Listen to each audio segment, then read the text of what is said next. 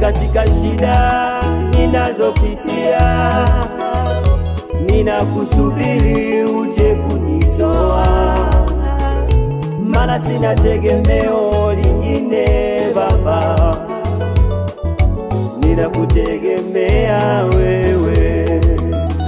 Unapozuru wengine Yesu, usinipite na mimi, maana wewe ndiwe tabibu wa kweli, msaada wa karibu na kutegemea. Sina pa kwenda nikaeleza shida zangu, kila mwanadamu yuko bize na mambo yake. Ndiyo maana ninakuja kwako Mungu, nisaidie, usiniache mwenyewe.